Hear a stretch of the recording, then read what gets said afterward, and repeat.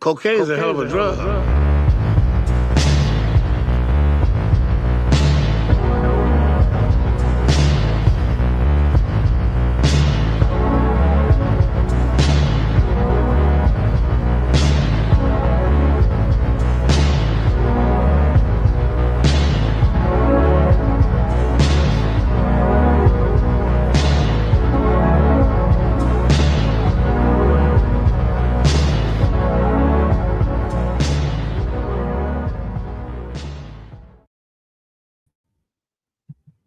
What's up, everybody? What up? Happy Blood Moon, Full Moon, Blood Moon Thursday the 13th. Guys, we are continuing our series of discussing Florida movies filmed in Florida or set in Florida. We sound okay? Guys, drop some oranges in the chat if we're sounding good tonight.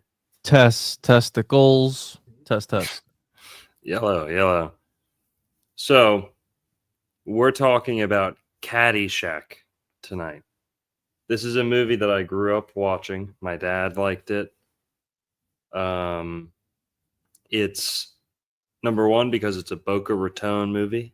I grew up in Boca Raton. It was partially filmed in Boca Raton, Florida.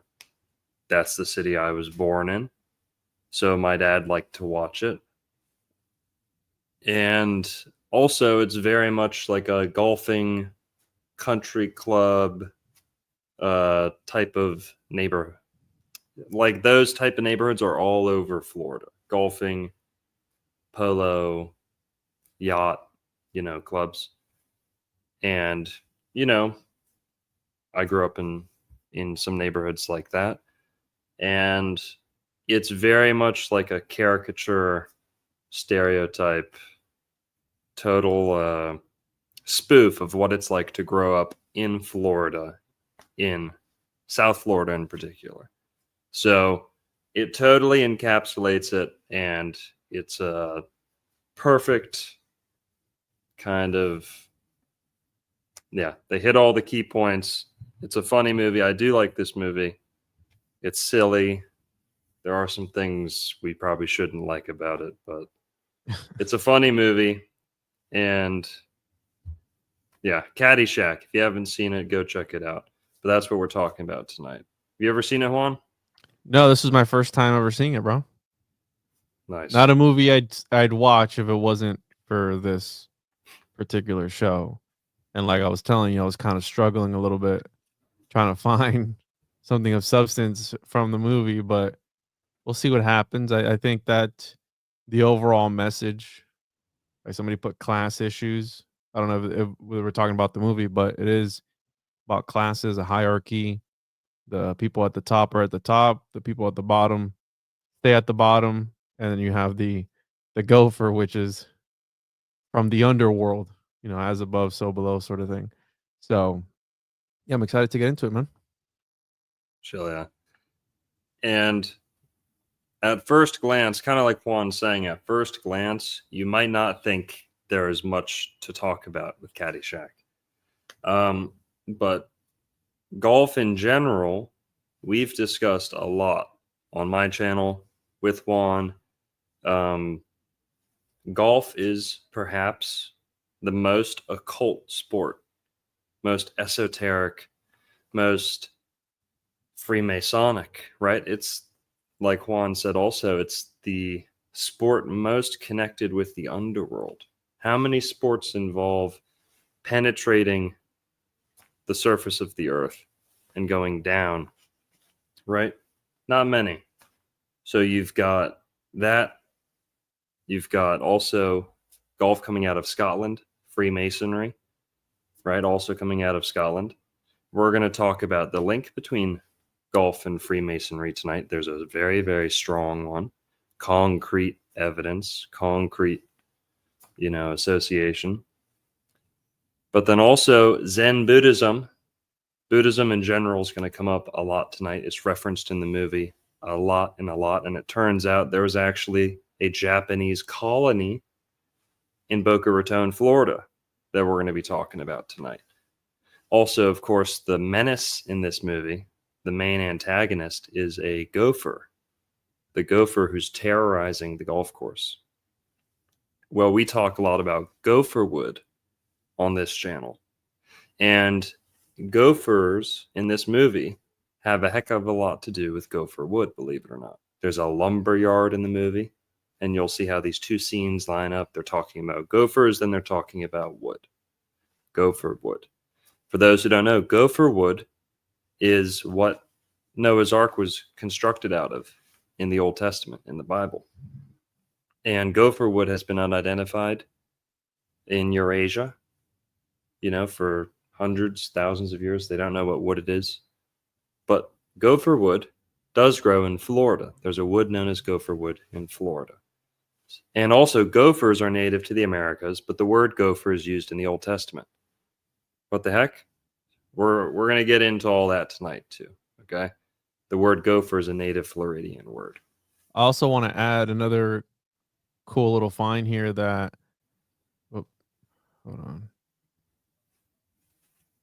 Can you guys see my screen? Yeah. That gopher also means, because we were talking about the honeybees last episode, and the bee and the the whole symbolism with Utah, the beehive and all that. Well, the word gopher actually comes from the French word gopher, I guess, which means honeycomb or waffle, which I thought was interesting. Mm-hmm. So, and then obviously, how you said in Genesis, the gopher wood tree, or the tree of the gopher, I think is the way they say it sometimes. So definitely a connection there. 100%. And then also we're going to be talking about some Jeffrey Epstein type, how can you say this? Can you say human trafficking on YouTube? I don't know if you can. We're not endorsing anything like that, of course, not whatsoever. But this movie kind of brings up some questionable rabbit holes and gopher holes. The aristocracy of South Florida being involved in things like Jeffrey Epstein, has been involved in. He was in South Florida. I mean, essentially, it's where he was. So we're gonna talk about that tonight. There's a lot to Caddyshack beyond just what meets the eye, right? There's a lot of deep rabbit holes, or should we say gopher holes, okay? We're going down, dude. That's a merch idea right there, dude. That's a good shirt idea. What? Deep down the gopher hole. Yeah, let's do it. And then have a flag, whatever the flag is called. Yeah, dude, we could do it. Got some nice AI art for it. No, kill that noise. Well, Buddhism keeps coming up in this movie.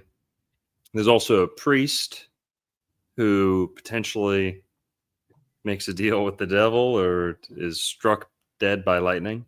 Yeah, that was funny. That's a little bit later on in the movie. And also the main guy, just a heads up, the main producer of this movie, Douglas Kenny, he actually met a early death at 33 years of age. Tragic. No one saw it coming. Questionable circumstances. Some say he fell off a cliff. Some say he jumped. Okay. Weird stuff. We're going to get into all of it, but first we kind of need to lay out the whole movie. Here, for those who haven't seen it, get everyone on the same page. Juan, you want to pull up the movie and we'll just kind of gloss through from the beginning? Cool. Yep. So, starts out on the golf course, and we've got a gopher. You see that there's a gopher burrowing underneath, and he starts dancing to the intro music. Right? So if we keep moving on, then you see Danny. We're introduced to Danny Noonan, the main character, you could say. And Wikipedia describes his family as a Roman family. And I didn't really know what that meant. I looked into it. Apparently, that's where it can mean a lot of things, but there's multiple families living in one home like a cheaper by the dozen type situation. Look at his shirt. Let us know in the chat if you guys know what a Roman family means. But Roman family, I think it just means like a packed house, right? His shirt's got the CC on it. It's like Bushwood CC or something. Yeah, let's talk there. about the shirt. CC, third letter of the alphabet is C. So you can interpret CC as 33. $30 plus tips. That's Country Club. 33. Country Club. Coral Castle. Christopher Columbus. Right? You can go on and on. But he's wearing the Country Club insignia on his hat, and he's got the Country Club shirt. That's his uniform for work. Well, we're introduced to Danny. He's got a big family, busy family. He's graduating high school. He's got to go to college, and he's a caddy. Okay? Well, his dad says, hey, how much did you make? And he says, $30. So I caught this at the beginning. And that made me think of 30 pieces of silver, right? 30 pieces of silver that Jesus was, sold out for. Because his dad questions him, how much did you make? He says, $30 plus tips, right? Kind of makes me think of that. 30 pieces of silver or whatever. $30, who cares? Well, then we see Danny go to work, and he's at the Caddyshack. So that's where we get the title of the movie. He's going to work at the Caddyshack, and they're at the Bushwood Country Club. For those who haven't seen the movie, it's set in Florida, but actually it doesn't look too much like Florida. Now, did you know here, we start off seeing the country club, and you don't see any palm trees or anything that would immediately let you know that it's Florida. Now, that was actually what they wanted. They looked for a golf course in Florida that didn't look like beachy tropical Florida, right? They wanted it to kind of look like 40s or 50s Florida before people started making it look so tropical. Not completely, but you'll notice that there is a banyan tree, though, which does give it away on one scene. I think it's in the thumbnail, actually, right? So the banyan tree, there's one banyan tree on the golf course, but you don't see many palm trees. There's a couple here and there, right? But the movie's filmed around Boca Raton, Florida, which is, of course, very ritzy, very upper class, high income, Jewish, largely Jewish city. And then there's also Davie, Florida. So the movie's filmed between Davie, Florida and Boca Raton, Florida. And there's the Boca Raton Country Club, Boca Raton Hotel. And then there's also, they call it Rolling Hills Country Club or Rolling Hills Golf Club. So between those two locations, most of the movie was filmed. All right, so Danny's a caddy. We see him hanging out with the other caddies or whatever. Or no, maybe not yet. We're introduced to him with Ty Webb. So it's Ty Webb is the gentleman that Danny's caddying for.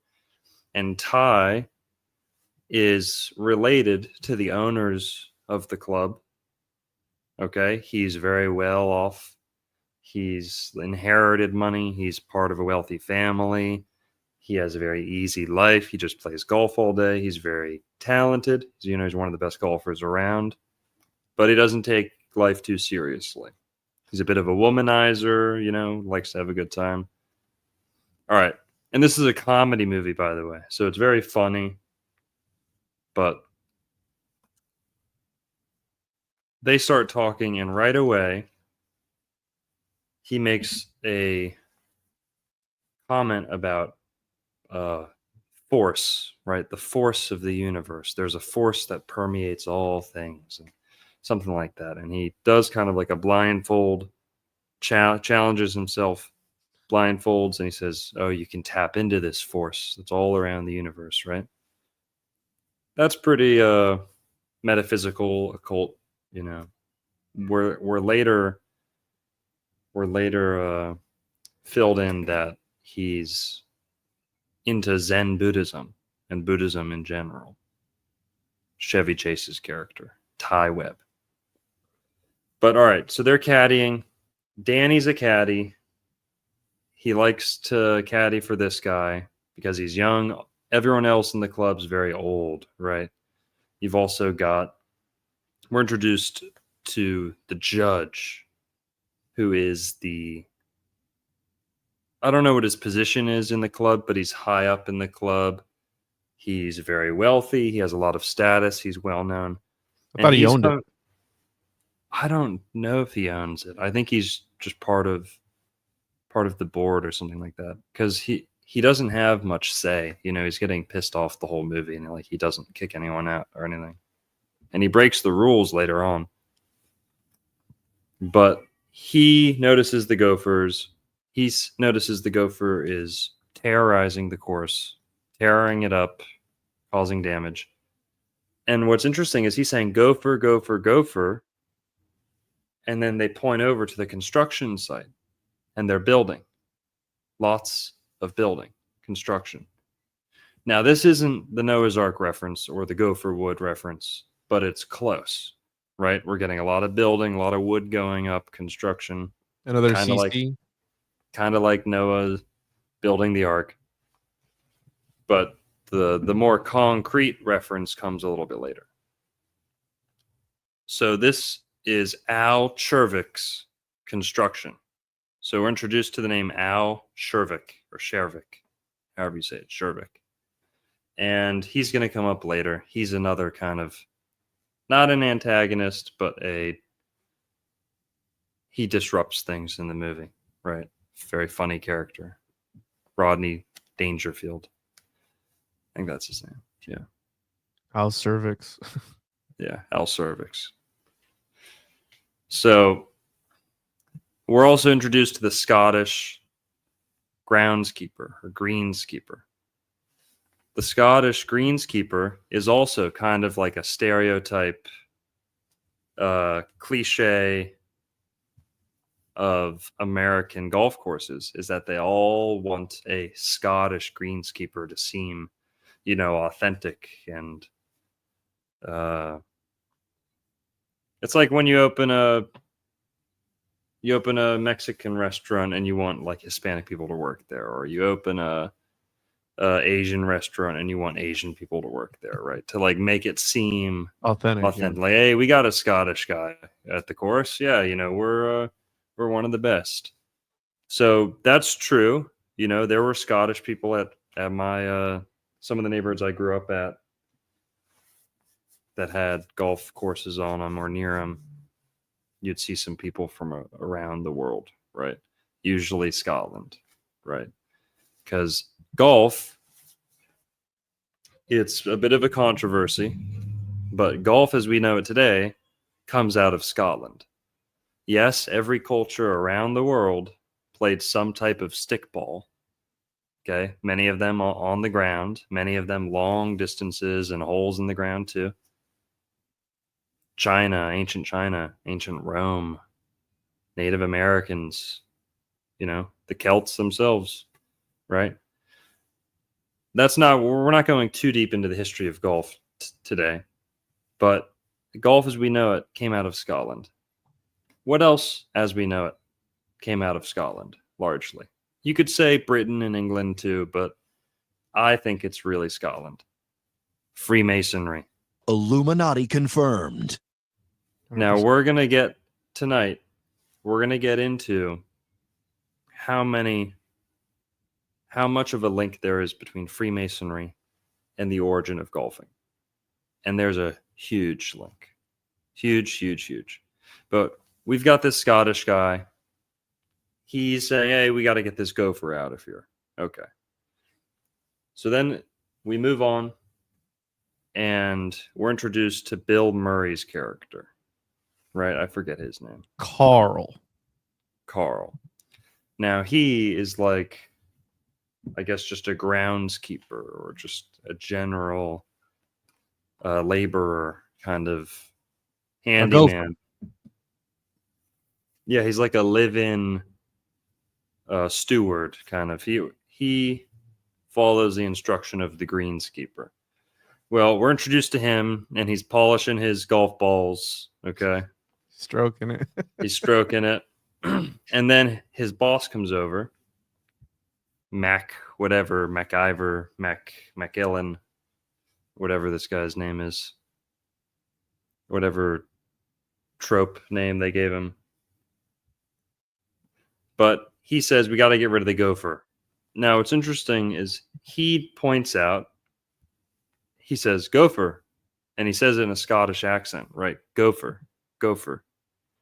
And Bill Murray thinks he's saying golfer, that he wants me to kill all the golfers, right?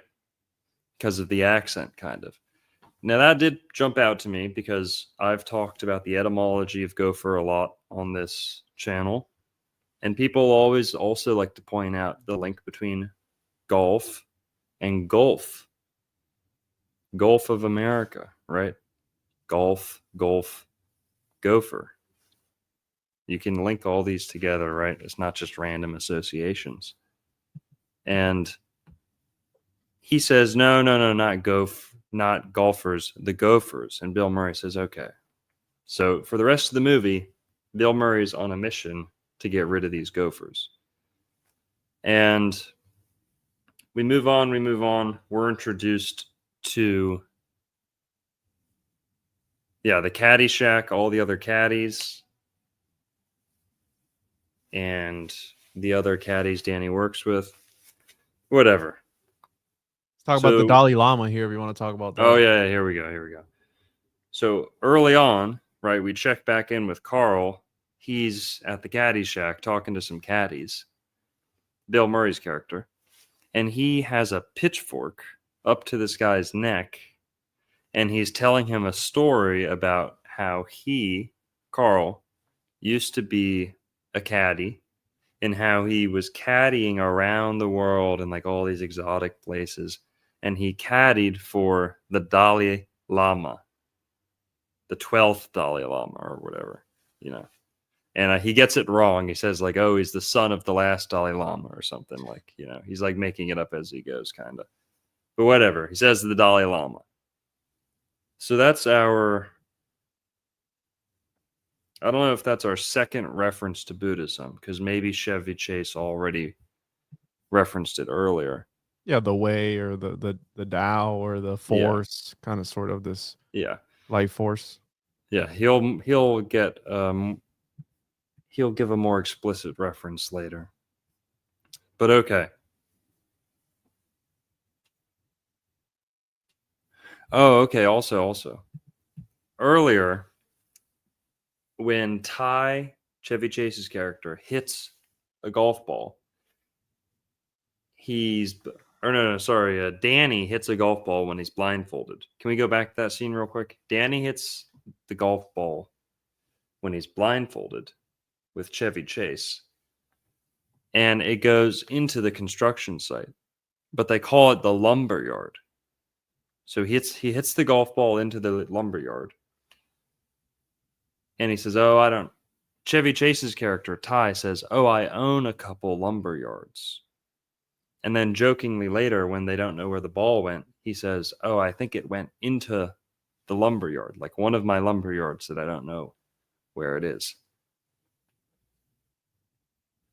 Then the scene immediately switches to, watch out, it's playing. Watch out. Yeah, and I was trying to get the part where he says it right in the lumber yard. It's okay. Right in the lumber yard. And then it immediately switches to, do you know what I just saw? A gopher. Lumberyard, gopher. Lumberyard, gopher. It's like in one Mississippi. You have lumberyard. Then he says, do you know what I saw? A gopher. I don't know. Have I been looking into Gopherwood too much? Am I seeing Gopherwood everywhere? Yeah. Or is that a potential reference to Gopherwood? Okay. Gopher, lumberyard. All right. Yeah, thank you. So back to this scene, he's talking about the Dalai Lama, and that's maybe our first maybe second, but our first concrete reference to Buddhism in the movie, which is going to be important later on. You'll see. So he's telling him this story, and he says, the Dalai Lama tells him, he says, the Dalai Lama stiffed me. He wasn't going to tip me, right? He wasn't going to tip me. Like, what the hell? The Dalai Lama, you know? He's going to stiff me.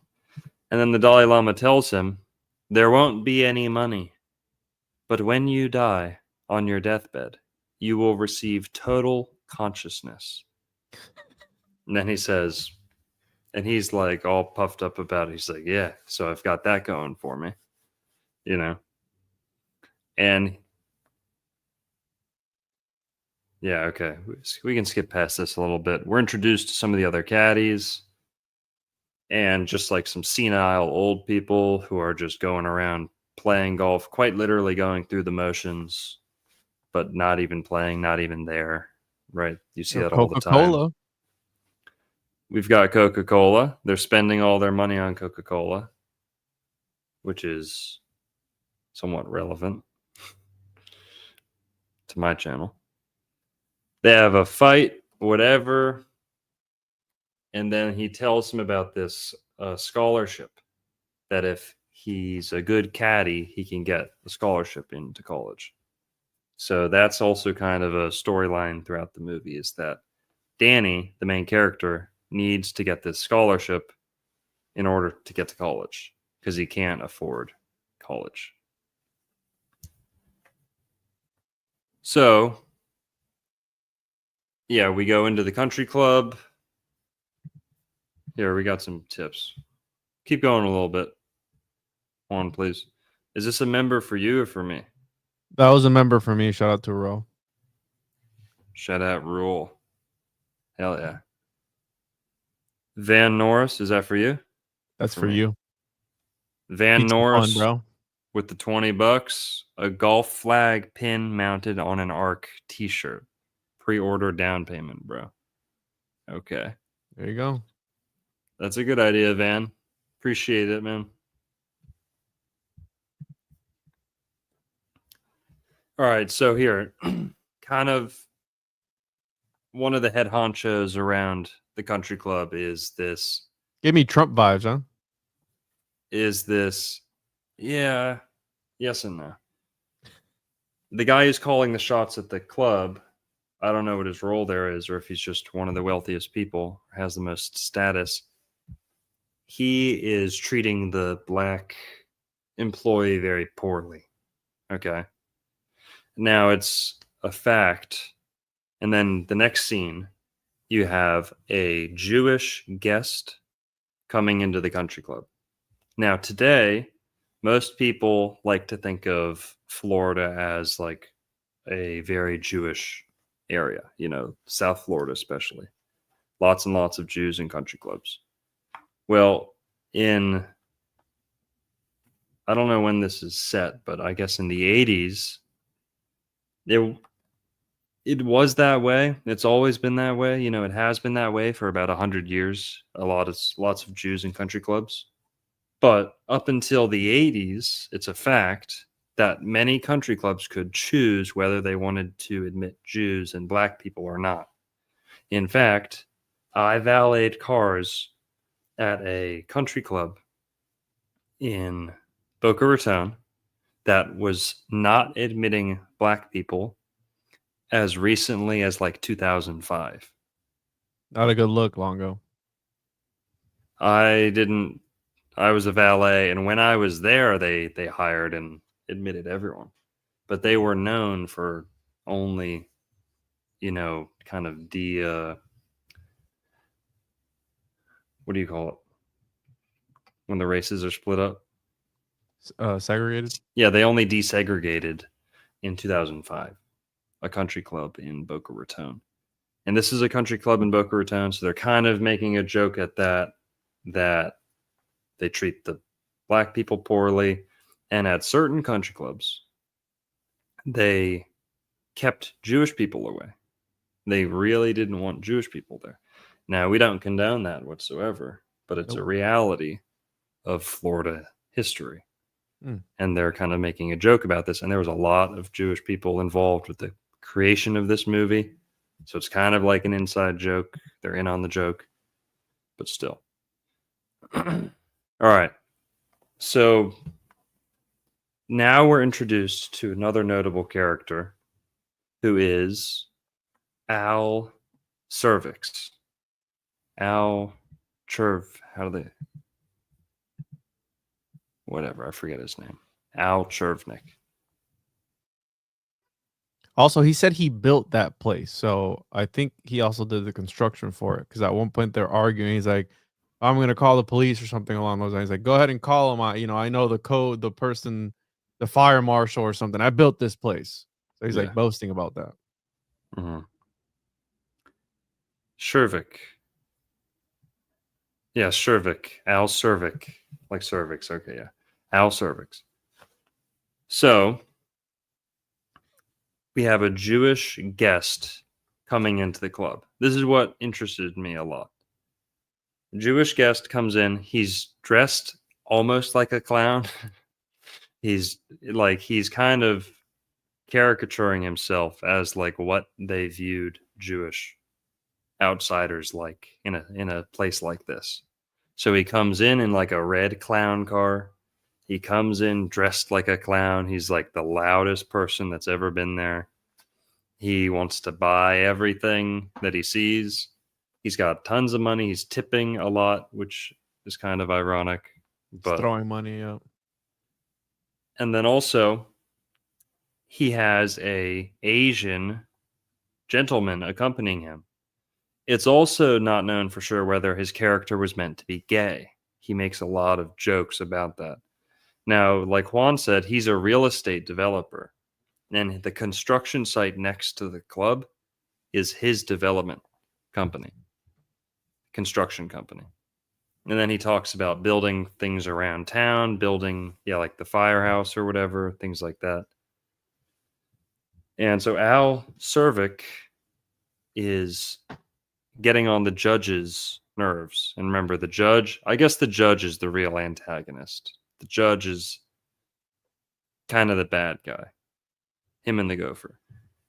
But the judge is fuming. He hates Al Cervix, wants him gone, can't stand him. Right, but okay, here. Al is somewhat influenced, somewhat inspired by Addison Meisner, who was not Jewish, or at least never admitted to being Jewish, was often accused of being Jewish, but he's the guy who built most of Palm Beach County, Florida, and much of Dade County. But he's the main architect responsible for creating the distinctive Palm Beach County look, the Spanish colonial Mediterranean revival architecture that Southeast Florida is famous for. Largely comes from this guy named Addison Meisner. Can you look up Addison Meisner, please, Juan? His It's Wikipedia. a swinger guy, right? Kind of. He was believed to be gay. He was accused of being Jewish because they wanted to keep him out of clubs and stuff like that. But he built much of Southeast Florida. He built a lot of Palm Beach County, Florida. And this movie's filmed in the Boca Raton Country Club. Let's see, Meisner. I got to double check this. I believe Meisner built the Boca Raton Country Club. See if they have it on here. You usually have it at the bottom of what he built. Boca Raton Hotel. Yeah, Boca Raton Development. Well, he built Boca Raton. He's the guy who developed Boca Raton. So maybe he didn't do the buildings that they were in Boca Raton Resort. Yeah, originally designed and built by Boca Raton city planner, architect Addison Meisner. Okay. Addison Meisner, he intended for Boca Raton's main drive to be like 20 lanes wide, like 10 lanes in either direction. He wanted it to be like a megalopolis, like A Jutopia. something like that, almost. But Meisner, he wasn't Jewish. Like I said, he was often accused of being it. He was overweight. He was kind of loud and obnoxious, bombastic, and got on people's nerves. He was infamous for not paying people back. So a lot of people slandered him and stuff, or, try to get back at him in the press. But Al Cervic is in part inspired by Addison Meisner. And Addison Meisner was, it's all, also not known for sure, but most people agree that Addison Meisner was gay. And he also kind of brought that and inspired like that Palm Beach County waspy, bisexual kind of culture that, yes, the pineapples, the upside down pineapples at Palm Beach Island, almost everyone in Palm Beach Island is like a little fruity, if you know what I mean. I think the Asian guy's name is Wang, right? Yeah, so he has this guy who's with him, and his name is Mr. Wang, and he cracks jokes about Wang. He's cracking jokes about other guys. He's cracking a lot of gay jokes, which is funny. But this is what's interesting, is he turns to Mr. Wang, his Chinese, I'm assuming Chinese or Vietnamese guest, and Al's a guest at the club. And he says, Mr. Wang, telling his friend, I think they are pretty strict at this place. Don't tell them you're Jewish. So he's saying to the Asian guy, don't tell them you're Jewish. And that's kind of like a joke, but it's also a subtle reference to the Chinese Jews, the Jews of China. Juan, can you look that up? Chinese Jews, please. I want to add that Meisner, as a young man, he visited China in 1893.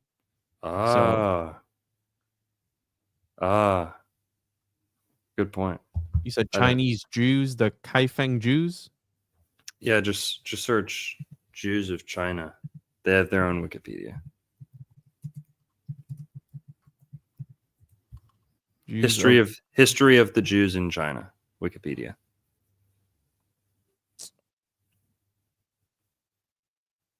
Oh. There we go.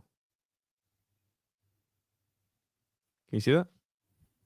Yeah, he says, looks to Mr. Wang, he says, don't tell them that you're Jewish. And I'm like, Mr. Wang's Jewish? Or, he's joking that he is? Because obviously Rodney Dangerfield, the guy who's playing Al Surik, is Jewish himself. So he's not saying that, but he's also cracking a joke about his friend. It made me think, and I forget if he was Japanese or Chinese or what, but there is a rich history of Judaism in East Asia. The history of the Jews in China goes back to ancient times. Modern-day Jews in China are predominantly composed of Sephardic Jews and their descendants. Other Jewish ethnic divisions are also represented, including Ashkenazi Jews, Mizrahi Jews, and a number of converts. Scroll down a little bit. Or here, sorry. Though a small minority, Chinese Jews have had an open presence in the country since the arrival of the first Jewish immigrants during the 8th century CE. AD. Relatively isolated communities of Jews developed throughout the Han and Song dynasties, 7th, 13th centuries BC, AD, all the way through the Qing dynasty. Most notably the Kaifeng Jews. The term Chinese Jews is often used in a restricted sense. Blah, blah, blah, blah, blah. All right, go down. Let's see a picture of one. So, guys, whenever you see like a picture of the Jews, a Chinese guy with like a braid, like a long braid on his forehead, that's in part a Jewish thing. like the locks, you know, the braids, the locks that Jews have. Jews in China would do a scalp lock at the top of their head.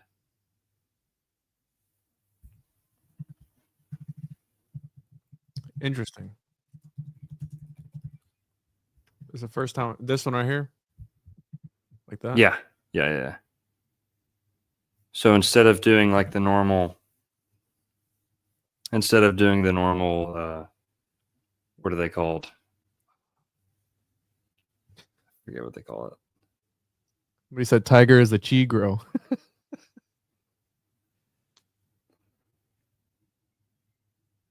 Somebody was saying that there's more Jews in China than there is in New York and somewhere else. Mm-hmm. Man, I'm forgetting what they call these. Israel and New York, I think he's. Peyote. The peyote. Instead of doing the peyote, the side locks, they do scalp lock.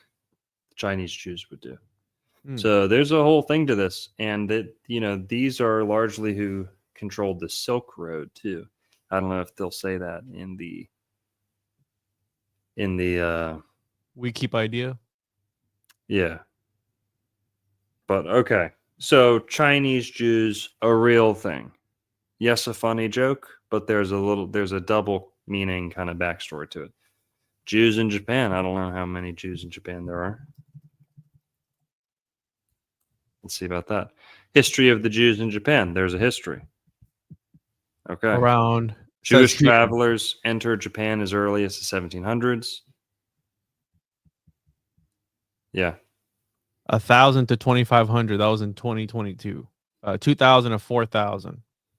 Yeah. So either way, if he's Chinese, if he's Japanese, there is such a thing. Yeah. As Asian Jews. Okay.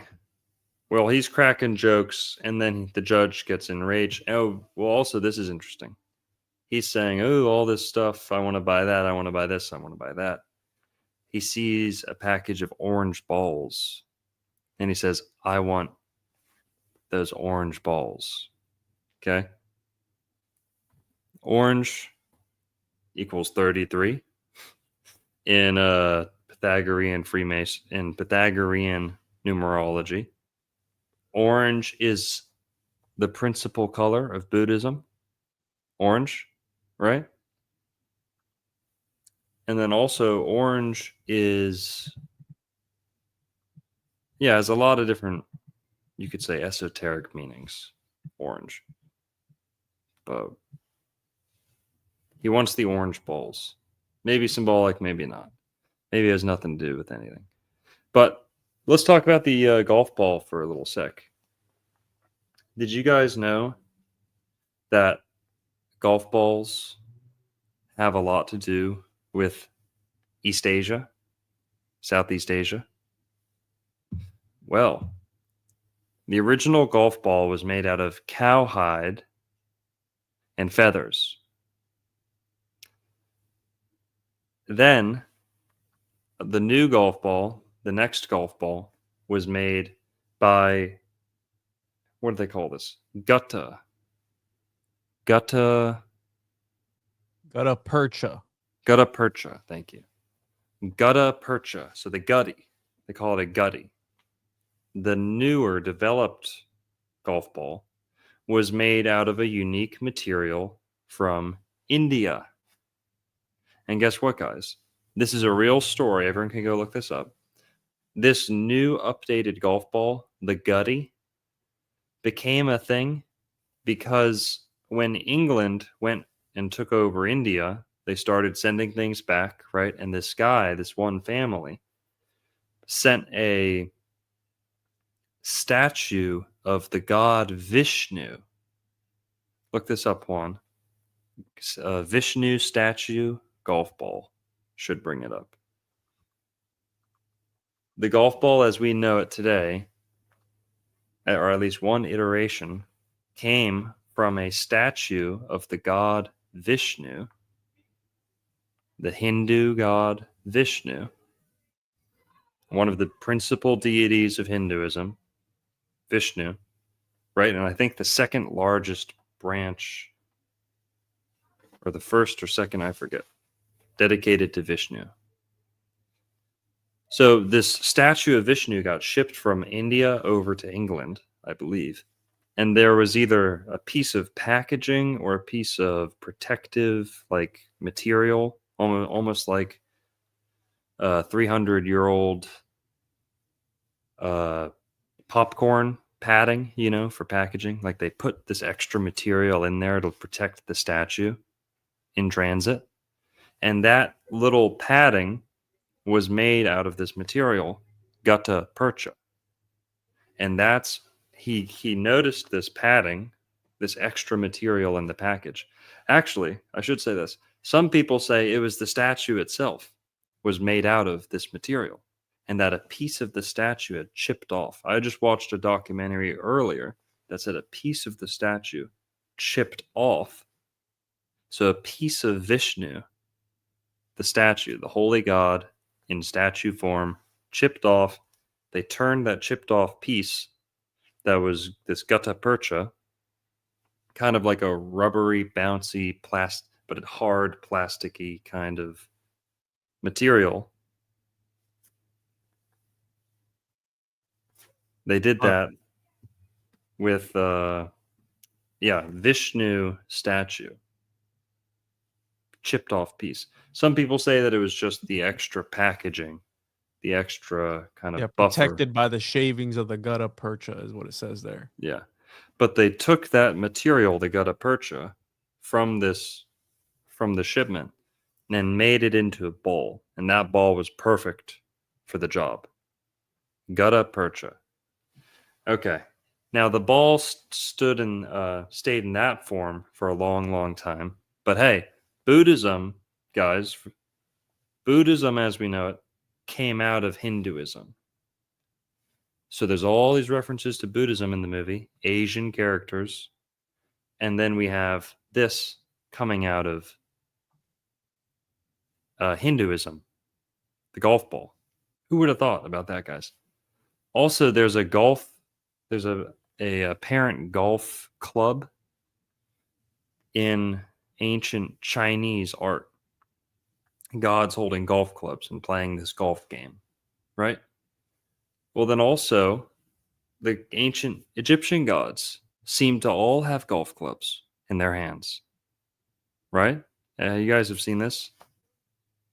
They have like scepters or staffs that look like golf clubs. So many of them look like golf clubs. So you got golf clubs. You've got here, the new golf ball. This one was interesting too. Just real quick before we get back to the movie. The new golf ball. Do you know how many divots, indents the new standardized golf ball has, Juan? No. Many dents. It's either 333, 336, or 366.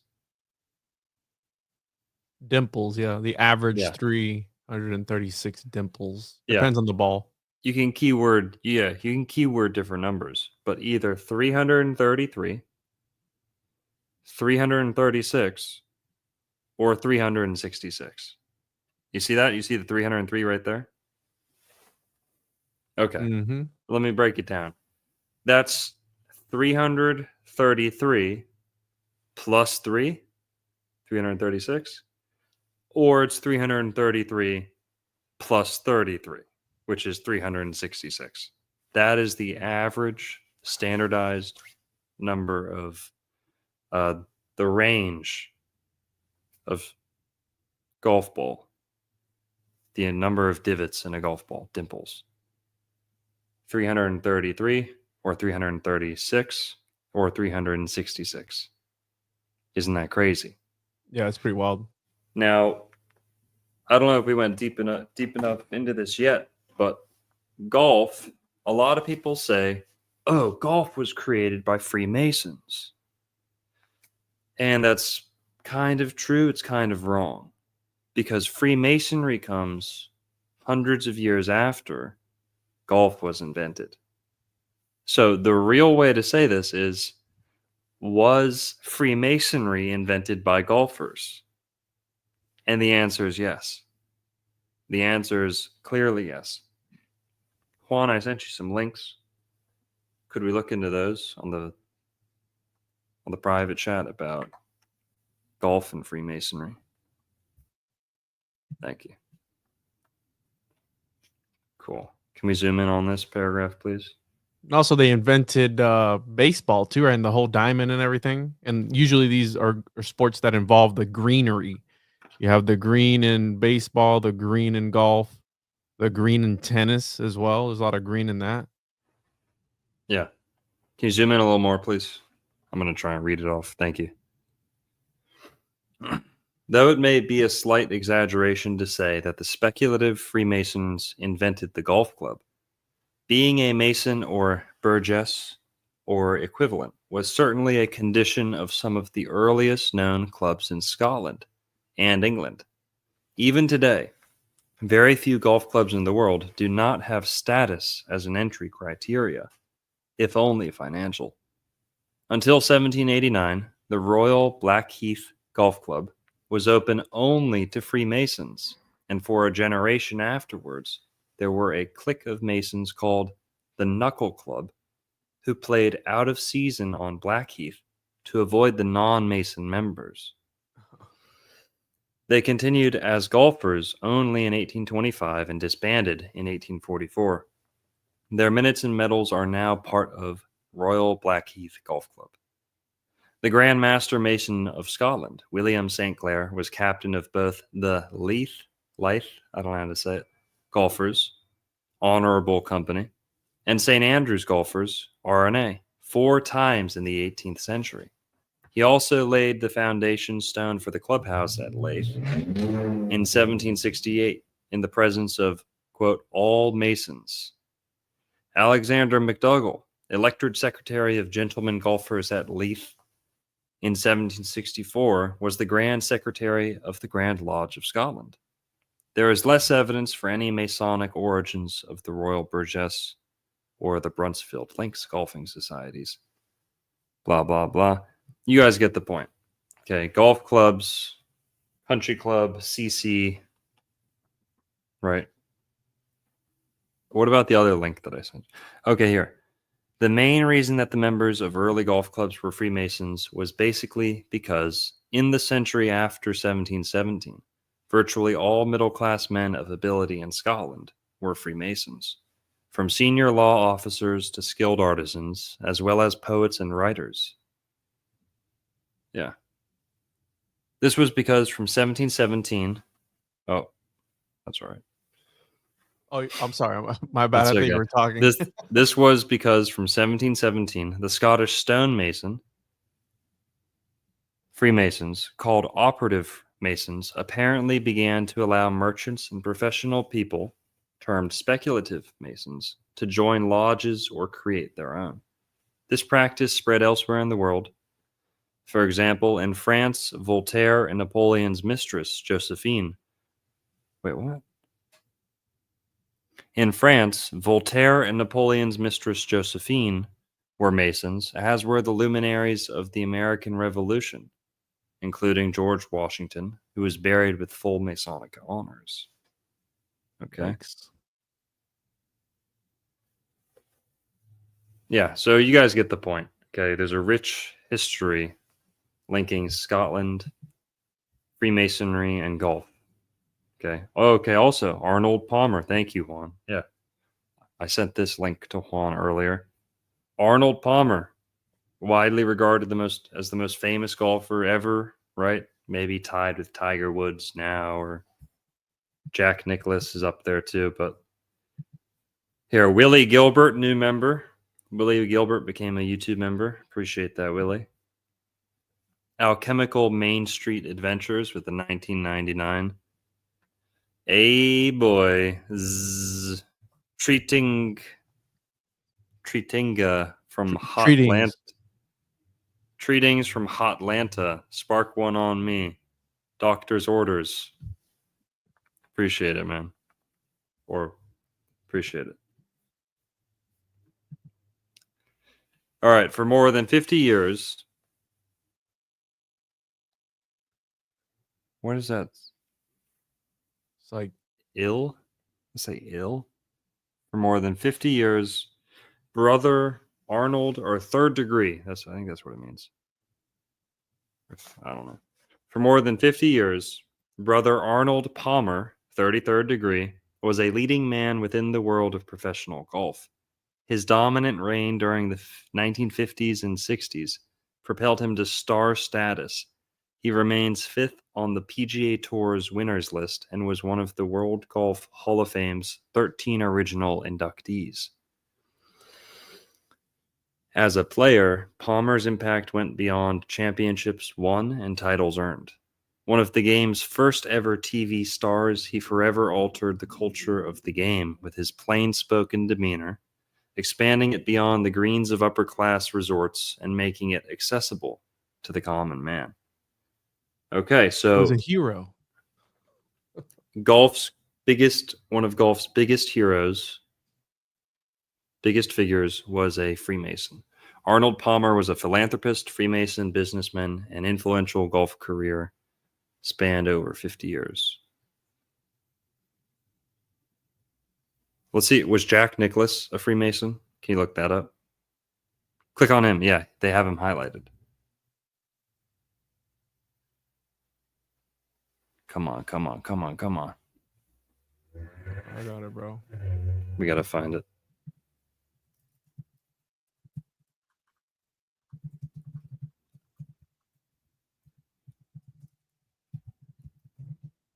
I know that his son is on the Florida Wildlife Commission. Masonic athletes, it says here, Nicholas. He was a Mason? I don't know. Is Nicholas... The big three. This is on a Freemasonic site. Not sure if he's actually a Mason or not. No, I don't think he was. No evidence that Jack Nicklaus was a Freemason. But no, it doesn't look like it. Yeah. Illustrious brothers, I think what that thing at the front was. Illustrious bro. You're right. So okay, so we've got Arnold Palmer, confirmed Freemason. Tea and lemonade, guys. Freemasonic brew. Guys, keep an eye out on those Arnie Palmies. Oh, Master Mason. Look at that. So and it's Arnold, interesting that he's next to Bush here because he kind of looks like Bush in this picture.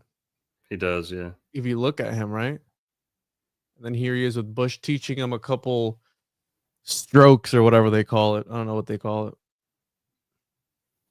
Yeah. So here, let's get on with the movie. Enough talking about balls. Yeah. Guys, who knew that though? Okay, the golf ball came out of, damn dude, we're not even a quarter way through the movie. Nope. All right. That's It's fine though. Well, we get ping for this lady's tits on here. Yeah, it's coming up. Jump around them. Yeah, the movie's funny. There's a lot of joke. No, her nips are fine. The nipples are fine. You sure? All right. Anyways, through the shirt's okay. There are some bare titties though coming up, like full on bare. So yeah, so Danny's trying to get in close with the judge, trying to, like Juan was saying, you could look at this as like a comment on society, right? Like America is like the Protestant golfing community, white Anglo golfing community. Somebody said, judge kissing the ass. Go ahead. In the chat, somebody had said that like 80% of deals are closed on the golf course. And like I've been told that before, learn to play golf because usually all the people who are higher ups in these companies, corporate America, they like golf. So you go out there, you take them out and you conduct business. I mean, Trump is a big golf player. Yeah. And anyone in the business, I mean, it's known as like a wealthy sport, right? Mm-hmm. So, He's trying to get in with him and trying to get the scholarship that he's trying to do to be able to pay through college. Yeah, and he's trying to bribe the judge pretty much, or like sucker up to the judge. And you see how morally kind of corrupt the judge is too in this movie. And you're like, oh, well, if he's the judge, what does that say about Boca Raton or South Florida? And all right, well, Bill Murray's trying to get rid of the Gophers. But yeah, let's keep zooming along here. You can see his development in the background.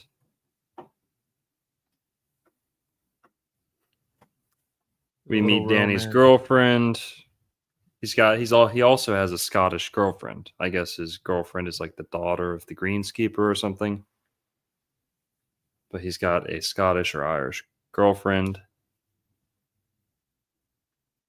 And like Bill Murray's character, and it's interesting, right? Because he did Groundhog Day, didn't he? Yeah. Where a groundhog and a gopher, I mean, they're not the same thing, but kind of animals that exist underground. The groundhog has this sort of supernatural ability to. I don't think I've ever seen Groundhog's Day, but isn't that where the day repeats over and over again? Is that what the movie's about? Yes. So he's stuck in this loop. Yeah. Also, he compares groundhogs to the Viet Cong. He says they're like the Asian, fighters from the Vietnam War, the Viet Cong. And so that's our third or fourth concrete reference to Buddhism or Buddhist countries. Okay, so we've got Vietnam. Also, Ty Webb is he's like a phenom. Okay, he can play golf like a genius. He's connected to this, like the golf gods. This Ty Webb guy.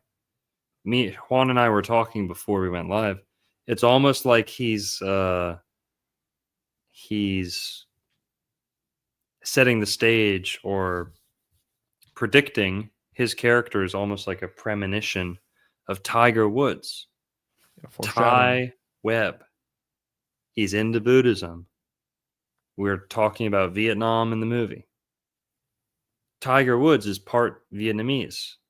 And the word tiger is said in the movie. He's from Thailand. He says, now I know why. Yeah, in this scene, I think he says, now I know why tigers eat their young. Right.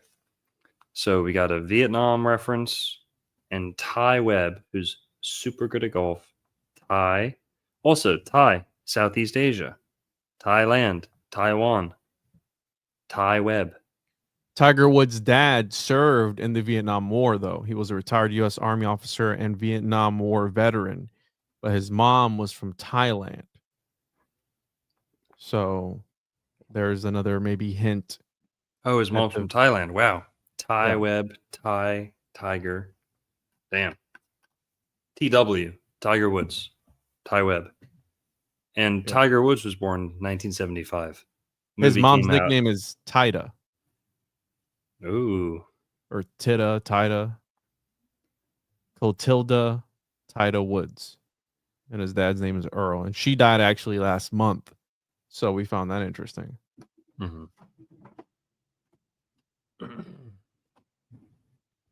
Okay. So we're at a banquet dinner at the country club. You want to talk about the wife? No, not yet. He cracks a joke. He insults the chef. Called it dog food, right? Yeah, he called it dog food. And then the judge talks about golf coming from Scotland briefly. So I guess we already talked about that. Freemasonry in Scotland. But also he talks about it being golf, not golf, how they leave out the L. So he did mention that. But okay. Yeah, zoom past this a little bit. Still hunting. His whole purpose in the movie was to hunt the damn gopher.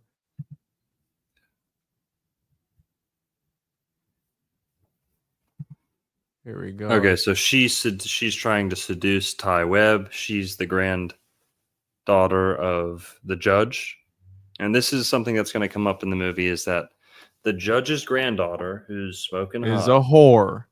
is a hoe, and she's trying to bang everyone. She bangs Ty Webb, and then later in the movie, she bangs Danny, who's like 18 or under, maybe even less than 18. And she's letting all the caddies kind of, give a go at her yeah, like he's not the only caddy that she kind of flirts with. And towards the end of the movie, you start to question, is that like her function in the family, right? Because the grandfather doesn't really do anything to correct that behavior. He acts like he's angry, but it actually brings him in closer with these people that he wants access to. She goes and sleeps with them. Now he can go and admonish them for sleeping with her, but he has an excuse to talk to them and like have something over them, a little bit of almost blackmail, Well, when he catches the character with her, Danny, he tells him like, I can't have anyone talking about her behavior outside of here. And that's where he kind of locks in the deal with him of like, hey, if you keep your mouth shut, then we can work out this deal of getting you funded for the scholarship or whatever. So he's kind of, like you're saying, this blackmail sort of thing. You're looking 2D, just laugh. Yeah, we might be just making all this up. I mean, yeah, except the producer who made the movie died under mysterious circumstances at the age of 33. So maybe also, all right, keep going.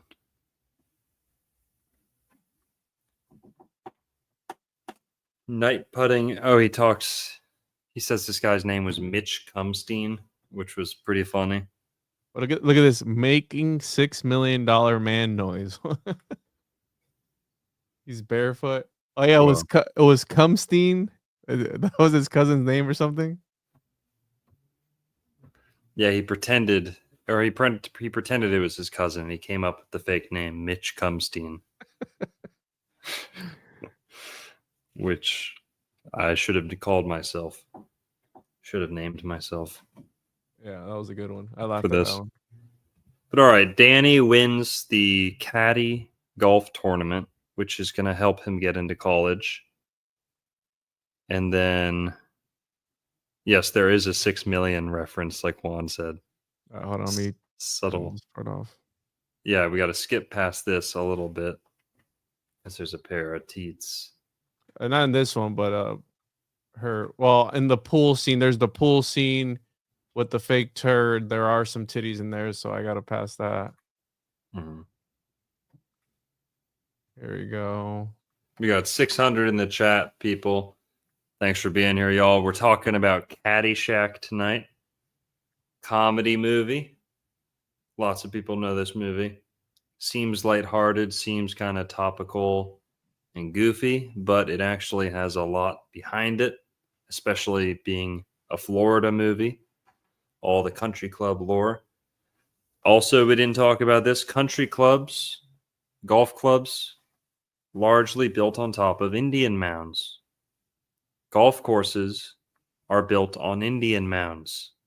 In Florida, when they were developing areas, they'd have Indian mounds, and they'd say, okay, that's where the golf course is going to be, because it's already hilly, and the flat area, we're going to put the houses on. And there's signs in Palm Beach Island telling you some of the biggest, nicest houses on the island, some of the country clubs, some of this and that, built on top of Indian mounds. They tell you. Palm Beach Island. And then there's the Pompano, I think it's Pompano. No, Plantation Community Golf Course, or Plantation Municipal Golf Course. Plantation Public Golf Course, South Florida. Built on an Indian mound. They had to close down an entire hole and make it a park in order to stay open. right? And you can go take a walk through the golf course down one hole during business hours. While everyone's playing around you, you can take a walk down there. Then there's Jekyll Island, Georgia, where the Federal Reserve was founded, or at least conceived. They have an Indian Mound golf course. There's Indian Mound Country Club, Indian Mound Golf Course, all across America. Places called Indian Mound golf courses with Indian mounds on them. It's all at Juan. Can we look up a little bit? What do you want me to Google? Yeah, somebody's talking about they let the employees in the pool for 15 minutes and they already had to drain it and sanitize it. Again, to this idea of like the lower class is dirty. Yeah. These people are scum and they shit in the pool. What do you want me to pull up? It was actually a candy bar is the joke. Yeah. Mound Builders Country Club in Newark. I got it. You don't have to look it up. I found a list. There's Mound Builders Country Club in Newark, Ohio, known for its earthworks. There is Indian Mound Course in Jekyll Island. Right. There is Indian Mounds Golf Course in Fairmont City, Illinois. And then there's Indian Mound Golf Club in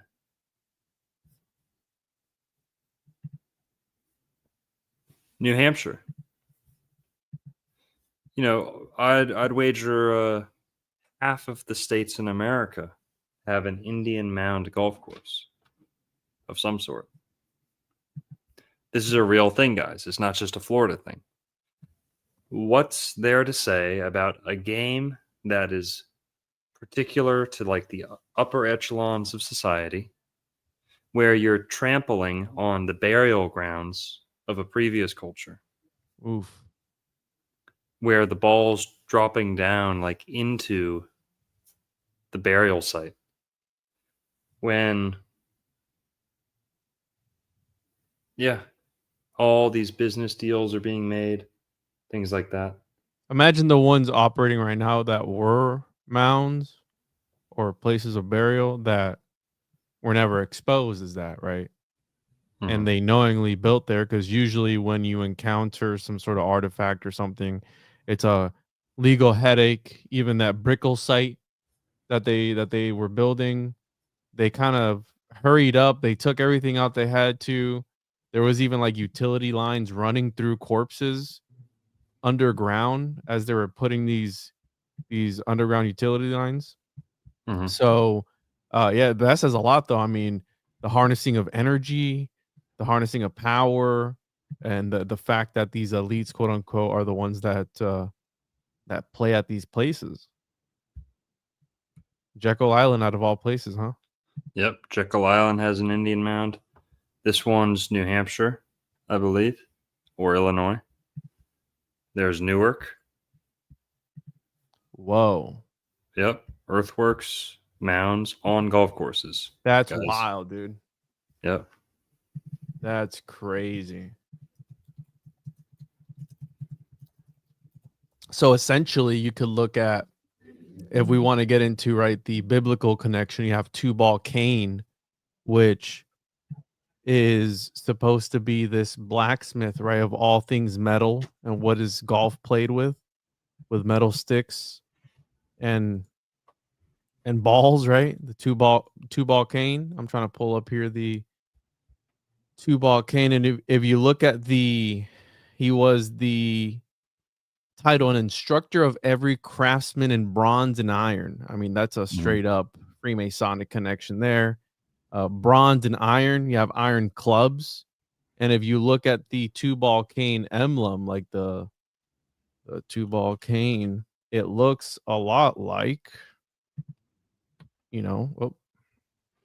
looks a lot like a golf club with two balls. Yeah. Yeah. And also, no, you're 100% right. Yeah. Like a hockey as well. Hockey stick almost. Golf club, same thing. But also, How many holes are there in golf? 18. 6 plus 6 plus 6. Hold on, 18. Illuminati confirmed. 100%, bro. 666. All right, let's keep running through the movie. All right, let's do it. All right, so we have the pool scene here. He eats the caca. He's always played such like gross characters, right? He did Yeah. that movie Osmosis Jones. Have you ever seen that movie? Where they like follow like this germ inside his body. Yes, And yes. Yeah, he's disgusting. He was He's perfect for that role. disgusting. Yes. He's the yes, and- greasiest person ever. yes. Just So then- greasy and grimy. We have here her pulling up to Ty Webb's place, where obviously they do the do. They get in the It's- pool. But his house is all Buddhist themed. East Yeah. Asia, Zen, Buddhism themed. He talks about acupuncture too. He like goes to put something in her back. Oh, yeah. Yeah, he talks about acupuncture. Okay. And then later in the movie, we find out that she is a palm reader. Oh yeah. She's a palm reader. You find that out later in the movie. So Look at this. Look at this. Your uncle molests collies. Yeah. So there's like again another weird connection to maybe perhaps these caddies not only serving as their servants, but also servicing some other balls, if you will, right? Mhm. You know, within this area that they're in. So Right. all right, let me take this down real quick. Continue here. They do the do. She seduces him, whatever. And then they get into the pool naked. And the rest is history. She looks kind of young too. The skinny dip, yeah. She's a granddaughter. We don't know if she's high school or younger. But here, painting John Supp with the $10. Appreciate it, John Supp. John said, painting of Andrew Turnbull with his hand on top of weird skull. Huh. I don't know if I've seen that one. Let me look it up. Who the hell's Andrew Turnbull right here? This guy? The origins of New Smyrna Beach. Oh, whoa. Whoa, Dude, what the hell? How have I never noticed this? What the hell? Damn, John Supp. Thank you, dude. I've looked at that portrait dozens of times. Never noticed the skull. What does that mean? The skull's probably got some sort of, it might have belonged to a Native American or somebody else, bro. This guy was, I'm looking it up. Hand on skull portrait meaning. In art, a hand holding a skull, often a memento mori or a vanitas painting, symbolizes the inevitability of death and the transience of life, serving as a reminder of mortality for both the subject and the viewer. Yeah, but who does it? Like, why? was he a Mason? Was he anything? Andrew Turnbull? He probably was, because as we saw, most respectable men in the 18th century were Freemasons in America. In Scotland. Scottish physician established New Smyrna colony in 1768. Yeah. I think members of St. Andrew's Lodge in Pensacola. He was? Looks like it here. I'm pulling this up. So, historic city memories, the square and compass. Let's see here. Yeah, thus lodges were formed in both St. Augustine and Pensacola, as noted by Charles A. Gall, the Scottish View of West Florida in 1769.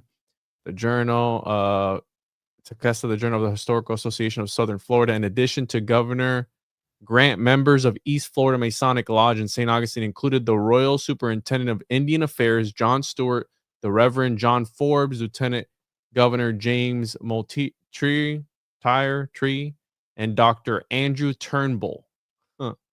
So he was a Freemason. Yep. Wow. So Can we look at this? put that in your pipe and smoke that. There, Dr. Andrew Turnbull. Hell yeah. Crazy.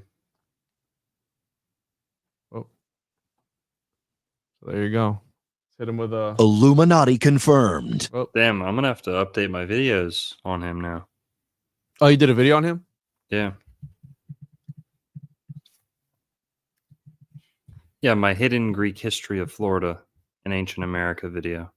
Oh, you learn something new every day, bro.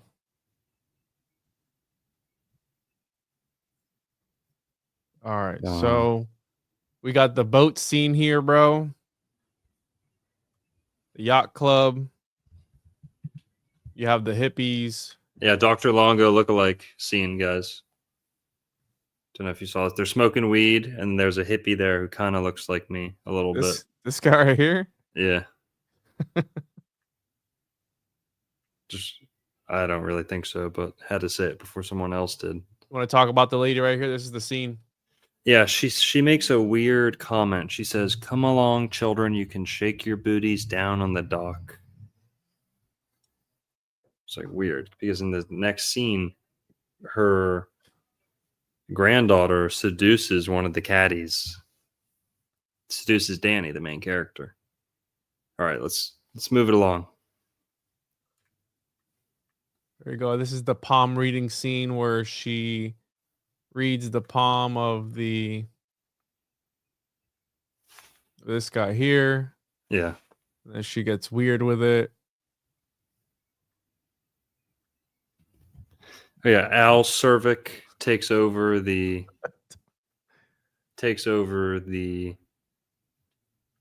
starts driving his boat around, causes a lot of damage, drops his anchor through the judge's boat. Watch out for the titties. For the titties, bro. Got them titties out. Titties out for old world Florida. Yeah, there they go.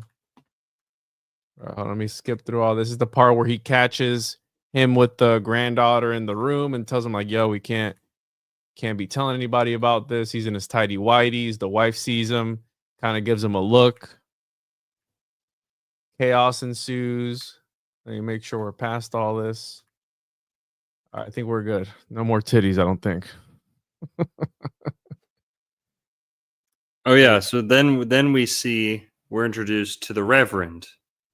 He's a Protestant pastor who hates Catholics, and he laughs at jokes about Catholics, blacks, and Jews not making it to heaven. He's like a bad. Him and the judge are like best friends. So you got the judge and the preacher of Boca Raton. They're like corrupt and like, you're supposed to kind of despise them. But he is dead set on golfing.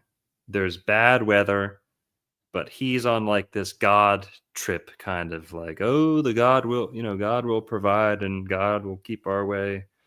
And he gets Bill Murray to caddy for him, even though Bill Murray is not a caddy. So it starts raining while he's golfing, and he's saying all this, This is the best game of golf I've ever played. Yeah. Dear God's not going to mess it up for me. Yeah, he's saying all this stuff, and he's getting like you must have made a deal with the devil. He has like this hubris, right? He's like, God's on my side, and God brought me here, and nothing's gonna get in my way, and not even God's gonna prevent me from winning, right? And then he says, but he's doing really good in this game. Bill Murray says, "Nice shot, Bishop. You must have made a deal with the devil." Right? But then they keep playing. The weather gets worse. And he says, even God can't stop me from winning this game or whatever. And then he gets struck by lightning. Or he misses a shot and he curses at God. He says, "Oh, screw you, God. What the hell? Why'd I lose that shot?" And then he is struck down by the hand of God, struck dead by lightning. Okay. And Bill Murray just leaves him. But I thought that was funny. And there is one scene here. Oh, also we skipped past Chevy Chase's character. Ty Webb starts talking about the Zen master Basho. Now, Basho is a Japanese Buddhist poet, philosopher, poet. Basho. And Chevy Chase brings him up and misattributes a quote or messes up a quote from him on purpose to make a joke, right? And he says, whatever. So he brings up this Basho guy. I'm like, okay, where's this Basho guy from? He's Japanese. Okay, so now we've got our 5th, 6th, 7th, I don't know, concrete reference to an East Asian country or a Buddhist country or Buddhism itself. Well, now we need to look into the Yamato colony in Boca Raton. Boca Raton's famous for a couple things. Number one, it's the depending on what metric you use, it's the most Jewish place in America, most Jewish city in America. Another thing it's famous for is IBM computer. IBM came out, was largely created. The personal computer, as we know it, was largely created, popularized out of Boca Raton, Florida. IBM was headquartered in Boca Raton during the heyday of the personal computer. What else is Boca Raton famous for? It's kind of like a mini Hollywood. There's a lot of movie stars and stuff who live here, retired sports players, retired musicians, retired movie stars. You know, it's like Hollywood without the paparazzi. And actually, I think paparazzi is illegal in Boca Raton. They have tons of unique laws and things like that. Yeah. So stars are very safe when they come to Boca Raton. What else is Boca Raton famous for? The Yamato colony. Or today, it's famous for the Murakami Museum. That's world famous, Murakami Museum. They have a botanical garden too, don't they? Yep. Now, the Murakami Museum is the last remnant of the Yamato colony that was in Boca Raton, Florida. And this was, I think it started in like 1903, 1900, around there. Hundreds and hundreds and hundreds of Japanese moved to Florida, their families. They moved to be pineapple farmers in Boca Raton. And we still have Japanese road names to this day. And you'd never suspect that, you know, but they were here through World War II, right up until World War II, if not later. But yeah, can you scroll down a little bit, please? When did it end? 1970s. Yeah, he was there until the 1970s. So they were there through World War II. That must have been rough. But there was Japanese people in South Florida long before many of us were in South Florida, you know? So there was a big colony of Japanese in Boca Raton, Florida. Yamato Road is still there to this day. And There it is right there. One of my earliest girlfriends was part Japanese, and her family moved to the area just because of this history, because of the Murakami Museum. Nice. That's how I met her. Met my high school sweetheart here, kind of around here. She lived there. So Murakami Museum, that place is cool. This is crazy. I didn't plan on talking about this tonight. I've witnessed what me and my friends suspect is an Illuminati ritual Illuminati confirmed. at the Murakami Museum. What? I was trip sitting 2 friends who were on acid. I was not on acid. I was sober. Went to this place to like sneak in and walk around, see all the trippy Zen garden stuff. And my friend, whatever, they were hosting a private event at the museum. At the, it's like a big, it's like a conference center. It's like a venue. You know, they have like an auditorium type thing, a restaurant, and then the museum's just part of it. The gardens are just part of it. You can rent this place out for events. And we went there one time. We snuck in and they were renting it out for an event. Right? Me and my 2 friends, David and Fletcher, was with my friend David yesterday. We stumbled into a gathering. Not a wedding, not a like celebration or typical celebration. There were two bleachers, 2 sets of bleachers filled with people, well-dressed people, many of them in robes at like 9:00 at night. There wasn't a single car in the parking lot, but there was hundreds of people at this museum in the backyard. There's like a big back lake and like patio space where like the restaurant is. And I saw that. We heard screams. We heard rumbles. It was like a bohemian. It reminded me, it was exactly like the little like Bohemian Grove footage where they're doing like a mock ceremony, but it's not like super scary. It's like kind of goofy. It wasn't faggy. It was just like that. Why do you have to say that? Somebody said the Illuminati. You wonder why you're demonetized. Fuck YouTube. You're not demonetized at all for Illuminati stuff. It's just because you say stuff like that. Fuck about YouTube. Shh! Don't get me. Don't rain on my parade. You're good, bro. You're good. You shot yourself in the foot. That was a quote by, was it Reagan that said that? Somebody said that. Yeah.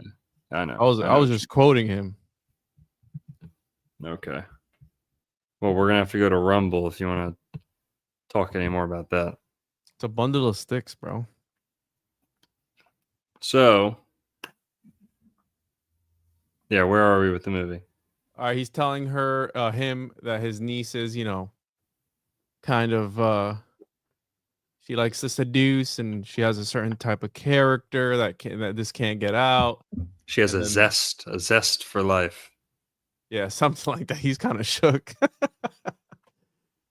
And then that's when he, I think, seals the deal of like getting the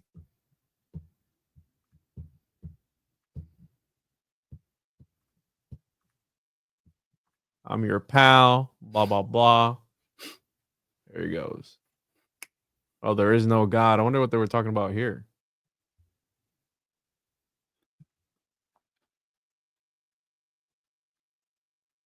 Yeah, Al and the judge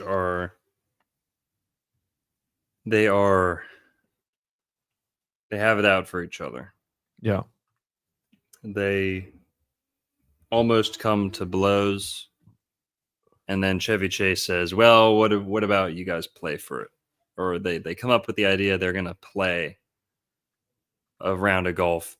Okay, also, this is pretty interesting. Well, they're going to play golf to settle this disagreement, and they're going to bet money on it. Okay? Now, that's against club rules, but they're going to do it anyway. The next scene, what's interesting, is it's so weird how it's filmed. We're given like no context or explanation. It seems like it's a dream. The next scene feels like a dream. Danny's girlfriend, I forget her name, Maggie. Danny's girlfriend, Maggie, is prancing around the golf course at night for some reason. Can you go back just a little bit, like 5 seconds, 10 seconds? Thank you. Because she wasn't pregnant, that's what she said. Yeah. There was a pregnancy scare, but we don't know where she's coming from. We don't know why they're outside in the middle of the night. She is just prancing on the golf course at night by herself in like a white gown. And then Danny is just sitting there with like his hands in his pocket, just like standing on the golf course. And the scene just picks up and we're given pretty much no explanation. They're just like, oh, I'm so happy to see you. Wow. Yeah. And we don't know if she's like drugged up because she just got an abortion or what. But all she says is, I'm not pregnant. She doesn't say like, I wasn't pregnant or, oh, it was a false positive or I got tested. She said that she was late before and now she says she's not pregnant. You could maybe infer that she had an abortion because she's like celebrating. She's like, whatever. And if you've ever Dressed in all seen, white. yeah, if you've ever seen Fast Times at Ridgemont High, that movie is pretty much an abortion commercial too, kind of almost. And this is kind of the same era. Whatever. Might have been an agenda behind the movie. I love Rodney Dangerfield, by the way. He's hilarious. But okay. They decide they're going to play for it. Let's keep going. Let's move.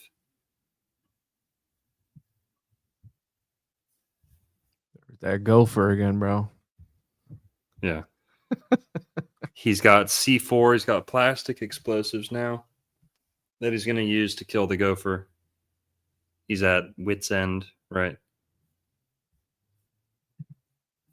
Oh, shit. Here we go. John Sup with another $10. Uh-oh, we got some coordinates on this one. 28 degrees north, 80 degrees west. Eye of Horus in the mangroves. Then 28 degrees north, 80 degrees west. Do you want to? Yeah, I'm gonna pull it up now. Try and pull one of those up. Yeah. You think you can? Yeah. That'd be cool. All right, give us a sec, John Sup. We're gonna see if we can do something about that. What is this? Some pareidolia stuff? Probably. Oh, he said aqua glyphs. Here you go. Oh man. Bro, just send us a Google Maps link. Yeah. In India? Is that in India, bro? In the mangroves now. I can't pull this shit up, bro. No, 28 north should be Florida. No, it's not 28 Florida. north, 80. You want to try it? Because I'm trying. Yeah, no. It's John Sup. I don't know if we can pull it up right now. Sorry, John Sup. I'm gonna eat that Hamilton. All right, keep going. Juan, on the movie.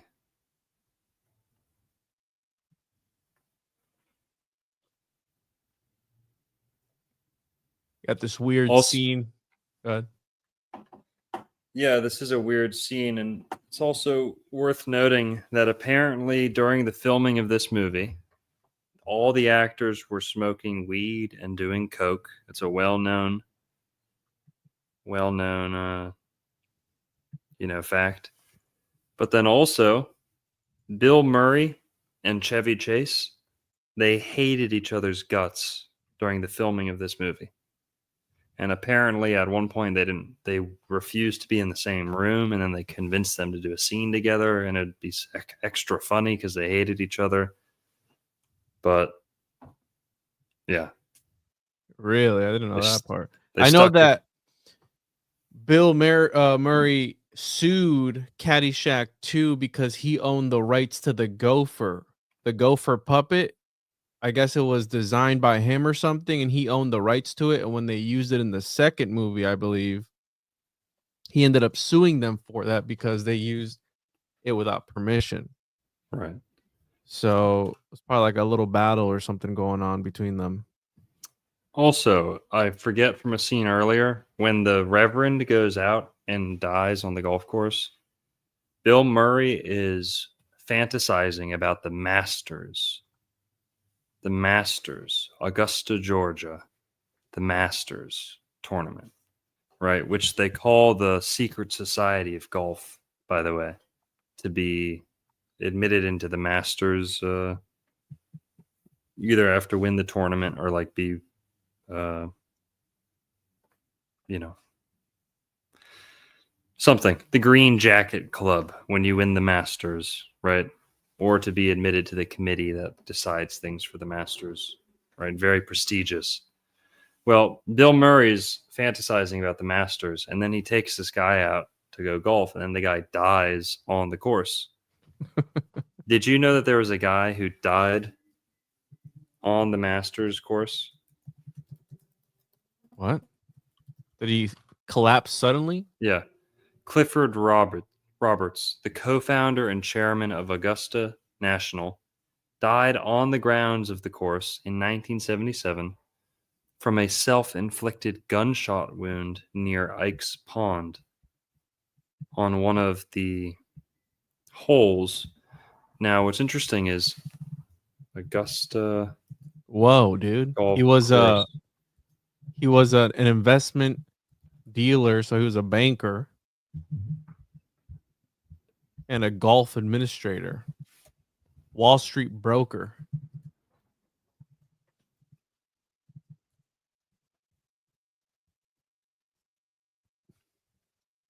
That's interesting.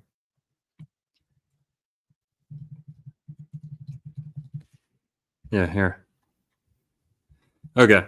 Can you see my screen? No, pull it up.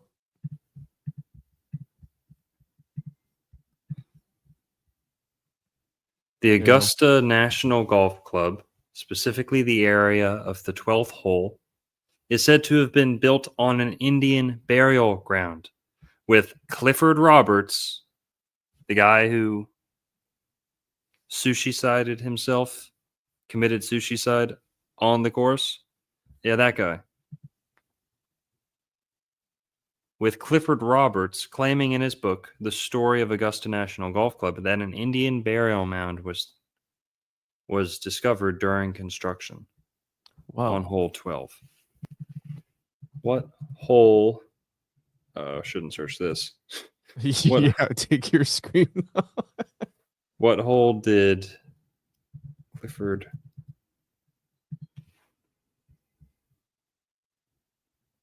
On the banks of Ike's Pond. Yeah, but which hole is that? Is that next to the 12th hole? We're gonna have to find. Is that Augusta, Georgia? So it's on the par 3 courses, hole 8 and 9, play around Ike's Pond. Yeah, okay, so not hole 12, but still, the guy who wrote about the Indian mound being discovered at Augusta golf course is the guy who committed suicide on the golf course. It's a spring-fed pond too. That jumped out to me. And the Reverend dying on the course kind of made me think of that because Bill Murray's fantasizing about going to the Masters, Augusta, Georgia, right before the scene where the guy dies on the course. Mm-hmm. Okay. A little bit of a stretch, but who knows? It's fine. This is Old World Florida. We can do it. Most flexible YouTube channel on the internet. Doesn't he also talk about yoga at one point too? I think he mentions yoga when he's in the room with the chick. Probably. All right, so we got here towards the end where they're playing. Just some more gopher action. And then you got this guy setting up the explosives for the gopher.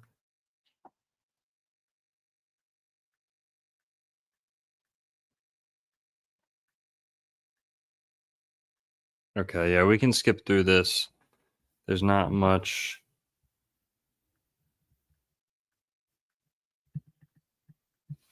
Oh, here. You can search this later.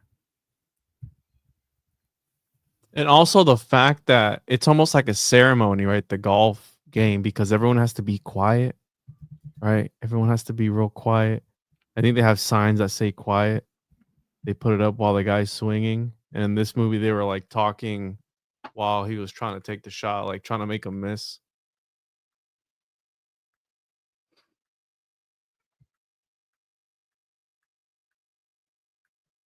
Yeah, I think this is just the rest of the movie, bro. Yeah, Danny helps win the tournament for them. The explosions knock the ball into the hole. The C4 goes off, trying to kill the Gophers all around the course. Danny wins. Keep going. A little bit more. Al Cervic has the judge beat up because he refuses to pay the bet. And all right, that's the end of the movie. The Gophers dancing. Yeah. Can you click on the link that I just sent you in the private chat, please? Can we pull that up for people to see? The hell is this? Chi Wan. Bang, bang, bang, bang, bang, bang, bang. Oh, wow. Chi Wan. All right, guys. Chi Wan. I don't know how to say this. Pinyin. I don't know. Chui Wan is a game in ancient China. Its rules resemble modern golf. The book Dong Wan, that's what they call me, Dong Wan, written by Sum Ting Wong, Wei Tu Lo, just kidding.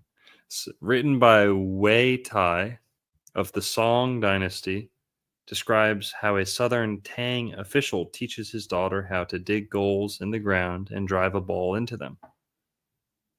The game became popular by the Song Dynasty, and a work called Wan Jing of the Yuan Dynasty was specially devoted to it.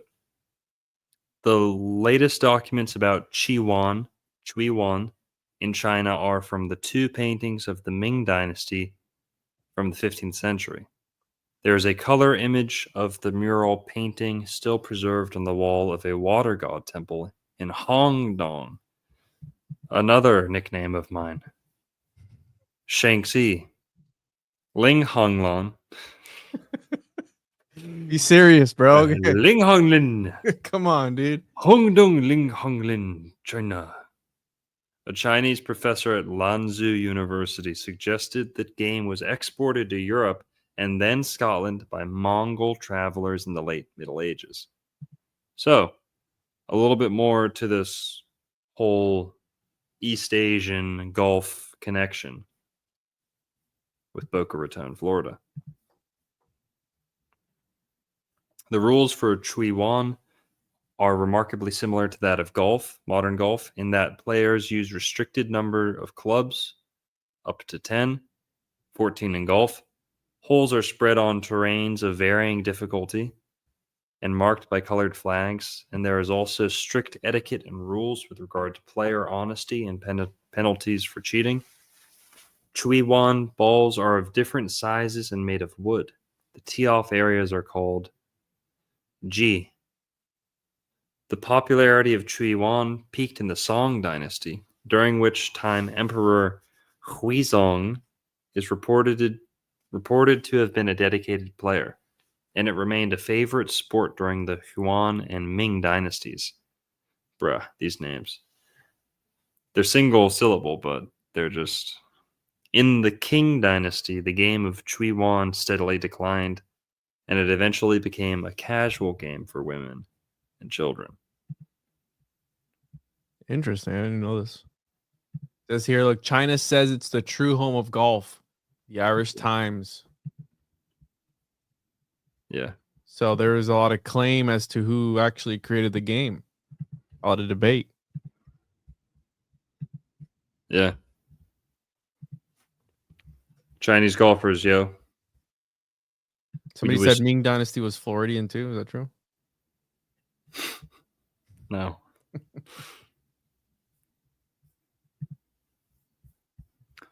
But yeah, so you got the ancient Chinese golf game, and Ireland and Scotland. Yep, they played some stickball too. You know, they still play field hockey, or what do they call it? Curling to this day, or hurling. If I forget. What is that? Is that the one where they like scrub the ground, the disc? Hurling. Yeah, hurling. It's like lacrosse, except you keep the ball low Oh, I see it. Okay. and you use a stick. Yeah. Hurling. A lot of games with sticks and balls. This movie was also very sexual. A lot of dick jokes. A lot of the way that they were holding the hoses and dudes getting hit in the balls with the balls. Kumstein. There's a lot of different dick jokes. So again, I mean, is there something hidden? The fact that the dude died at 33 was weird, right? The guy he helped establish like Mad Magazine, didn't he? Mm-hmm. No, Or National Lampoons. National Lampoon, which was Yeah. like a Mad Magazine sort of Yeah. thing, right? Yep. Okay. So again, I mean, I don't know if it's another one of these Hollywood occulted movies that have some sort of deeper hidden meaning, and they use comedy. I had somebody in a chat I was in yesterday or something where they were talking about how when you're laughing, you're in a more susceptible state to things, right? And it seems like comedy nowadays, back then, it was the occultists that were in these espionage circles, and now it seems that in today's age, it's the comedians that are in these espionage circle, federal agent type of roles, right? The number one podcast, right? Joe Rogan. What does he have? This elite group of comedian, the comedian assassins or whatever he calls them. A lot of people talk about maybe perhaps a connection to intelligence of some sorts. So I think comedy is part of it. Satire is part of it. And in my opinion, it has been in the occult since the beginning. A lot of satire, the clowns is Nephilim connection, all that stuff. So again, in the Caddyshack, right? The caddy, even the word gopher means somebody who does like low tasks, right? A task that don't matter. And maybe again, they're hinting at, what did I mention to you? Like a utopia kind of sort of. But again, maybe we're looking too far into it, bro. Maybe just laugh at the gopher. Mm-hmm. Also, there's one last thing. Looking at my notes here, can we go back to the beginning of the pool scene? The very beginning of the pool scene when they bust into the pool before the titties come out. Because there's something interesting. There's a tiny little caddy that we see throughout most of the movie, whose tiny little kid, 13 or so, but small, real small, 13 at most, 13 at the oldest, looks like 14 at the oldest. And this little caddy, he's wearing a ball cap, and he's the one who's struggling to pull this guy's big golf bag. And a bigger kid asks to help, and the little kid's too stubborn. He says, "No, I got it," and he's struggling with the bag. Okay, well, fast forward to when they go to the pool. That right there, Juan. Pause it right there. Let's just see that scene. Go back 5 seconds or so. Yeah.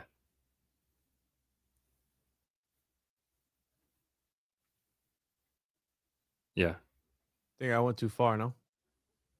No, pause it 1 sec. Yeah, do that. No, I already passed it. Did you? Yeah, let me pull it up again. Okay. Well, there's a kid that kid has the t-shirt or a jersey with the number 66. Number 66 on his shirt. That's a little kid. Well, that little kid takes off his hat, right there, Juan. Takes off his hat, takes off his shirt. He's got a woman's one-piece bathing suit on, and it's a girl.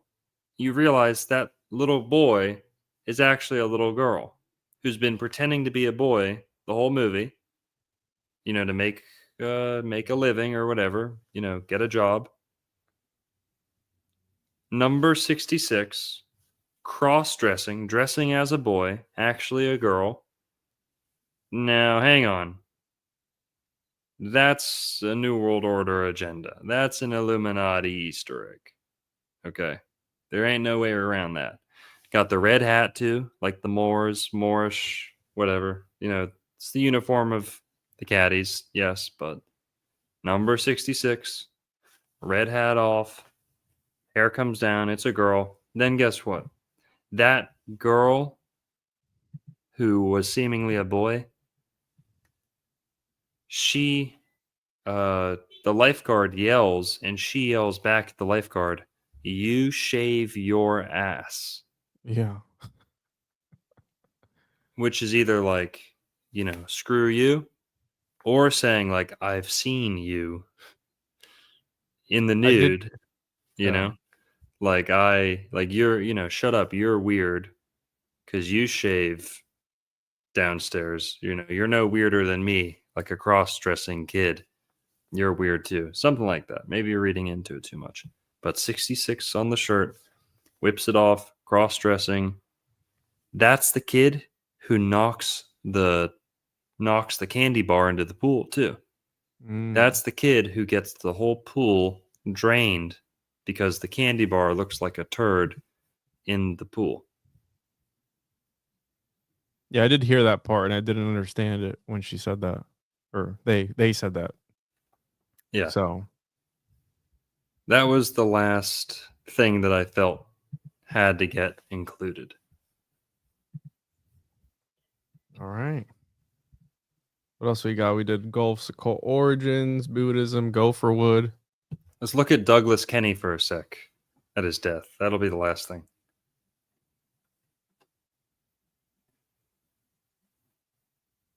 There we go. Yeah, someone good comment here. Kind of like the boys that played girls in the theater going way back.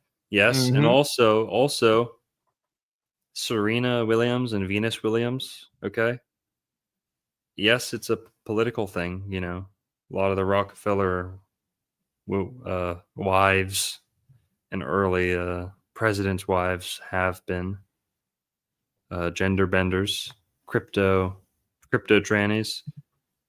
But then also in golf, it's a big thing. Yeah, well, here, read that off one for people who can't see. So Douglas Clark Francis Kenny, American comedy writer of magazine, novels, radio, TV, and film, who co-founded the magazine National Lampoon in 1970. Kenny edited the magazine and wrote much of its early material. He went on to write, produce, and perform in influential comedies Animal House, which came out before Caddyshack, and Caddyshack before his sudden death at the age of 33. Now, they made it seem like he was kind of sort of depressed, might have done it on purpose, might have tripped, but he was born in West Palm Beach, and they did a whole movie on it. What was the name of it that they did? A Futile Gesture, something like that. A Futile and Stupid Gesture, produced by Netflix. Yeah. And it tells the story of his life a little bit. Also, he was born in West Palm Beach, Florida. That's pretty much where I am right now. A little bit north of me. Boca Raton's a little bit south of me. I'm in Lake Worth Beach right now, which is more like working class. Boca Raton's ritzy country clubs next to country clubs. Palm Beach Island's like that too.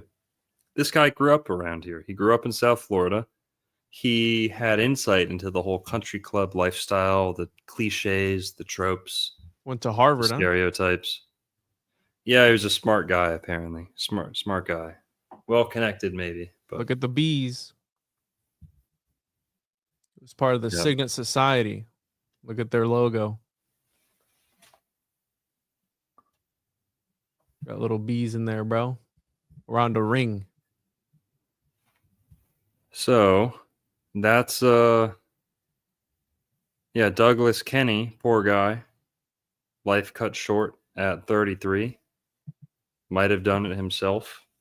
The movie kind of makes it look like he did it himself, like he was depressed and hated the fame and success, and they also make it seem like he was way older than 33. 33 is young, dude. Yeah. Right here, there were rumors. Sushi side didn't believe it. And it's weird. I couldn't find anything else that he was,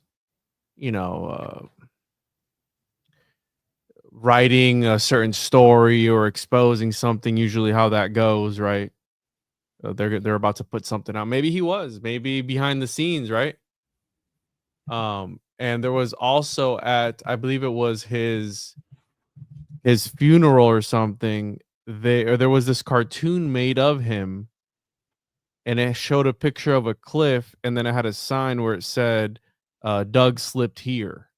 So they were kind of making like a little joke about his death. I believe it was at his funeral right here.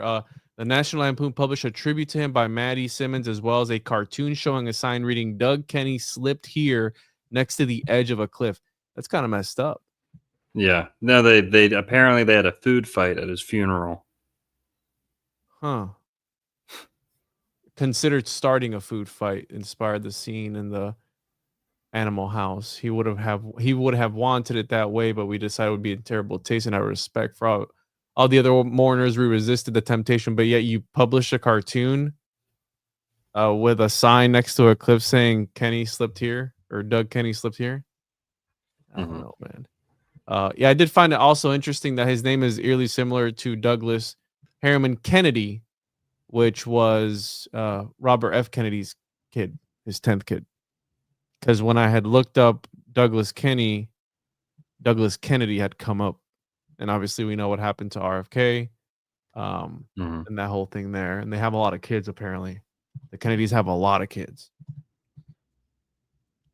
So, yeah, dude. I mean, I couldn't find anything else as far as to why he would have done it, right? Seemed like a pretty successful guy. A lot of things going for him. But yeah, he still decided to allegedly end it.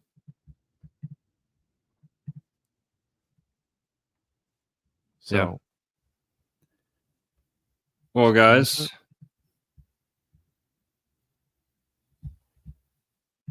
here I just started a goal here. Donate to the Old World Florida Xbox Fund if you want to see me playing Grand Theft Auto 6 anytime soon. Oh my god, bro. Or spend all your money on Juan's fucking paywall. Up to you guys. Paywall, bro. I'm grifting, dude. Just Help kidding. me grift. I'm only teasing. No, he needs it, guys. Juan's demonetized. Go support him. Where should they find you, Juan?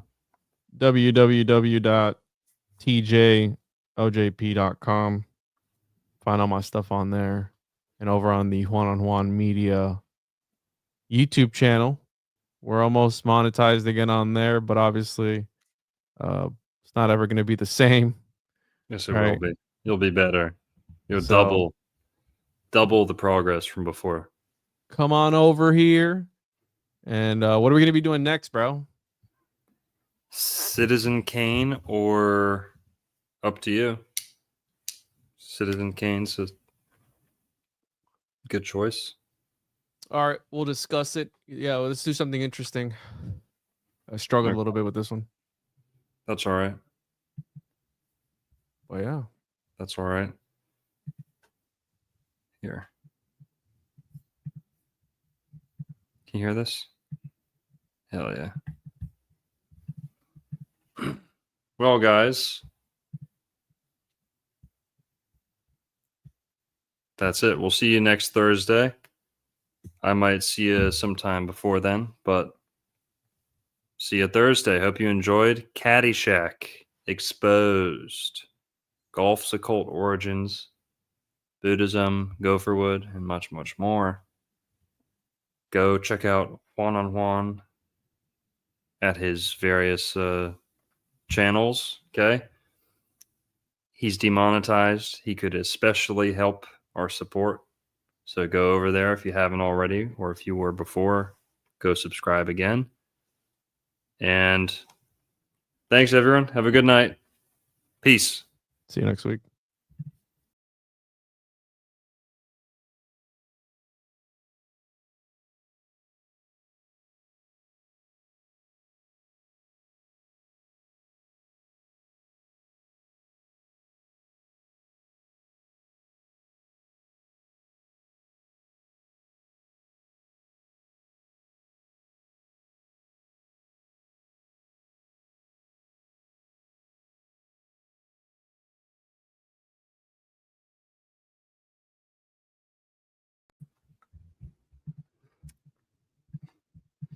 Apparently you can't hear that. Okay. You got to Here. share the audio of the. No, I got it. Yeah. You're sharing. There you go. I believe in you. Hang on, we're almost there. All right, guys, this is where the episode's actually starting. Another 2 hours. Yep. We haven't done a 4-hour stream in a while. We probably should. That takes some callers and shit. Yeah. For a holiday, we'll do it. Yeah, we'll do it. Next holiday or something. All right, boys and girls. Catch you on the next one.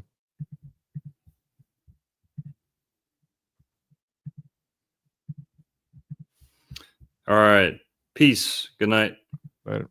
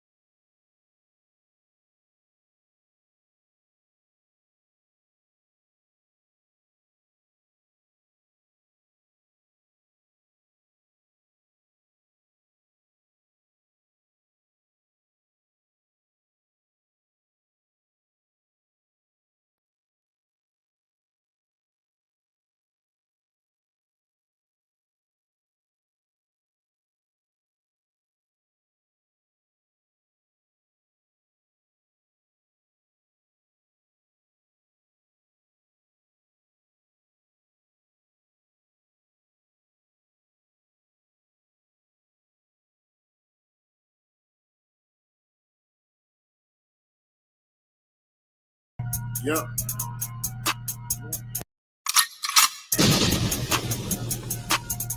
Yep. Wild Indian, yeah. Hey, V, line them up. I'm a wild Indian, you know I go crazy. Ain't really Indian, that boy fugazi. I just keep it player, you can never play me. You got an ass so fat, girl, let's make a baby. And another one. Then I'm back to the trap, I'm trying to double some. She a bad woke chick and I love her tongue. We some jurisdiction boys, we some one-on-ones. Look, don't compare me to no Martin dog, I'm like Malcolm X. Job about our freedom, we'll leave a crack and stretch. Round of applause, boy, you know we clapping text. Chucky Dog, Child Play, yeah, nigga, that's what's next. Open up the cans just like Arizona. Pull up masked up like we got the Rona. We set up jurisdictions when we buy the corner. How you claiming that's your hood and you not the owner? Be the B, I just pulled up in the need for speed. Free the land, tell the colonizers that they need to leave. Wild Indian up in my veins, you know how we bleed. You ain't gotta lie about who we is, dog, just keep it G. We at war, we can't keep the peace. Since we at war, gotta keep the peace. Whack a comb, then I meditate. Should I need to breathe? Keep a Olmec head when we slide, dog, cause we the sheep. Like my niggas said, bitch, we the sheets. I can't keep the peace. If it pop off, then I want a piece. I'm just on release. I'm in go mode, motherfucker thief. In these streets like EBT, when we at war, make peace with me. I don't give a damn, understand. Fuck who stole this land, white or black or tan. Understand, it's fuck who stole this land. Might have seen me get a little buddy these hands. He wasn't no Abbo man. A lot of these dudes is Sambo man. They full of shit like my ammo can. What they call an N-word out the wrong mouth as an ambulance. Wild Indian, get it in advance, or you can post dated. Ask around, I'm the most hated. Straight sacred, they stole acreage. Yo, ape shit, show ain't shit. It won't be televised, I don't tape shit. Be the B, I just pulled up in the need for speed. Free the land, tell the colonizers that they need to leave. Wild Indian up in my veins, you know how we bleed. You ain't gotta lie about who we is, dog, just keep it G. We at war, we can't keep the peace. Since we at war, gotta keep the peace. Whack a cone, then I meditate. Should I need to breathe? Keep a Olmec head when we slide, dog, cause we the sheep.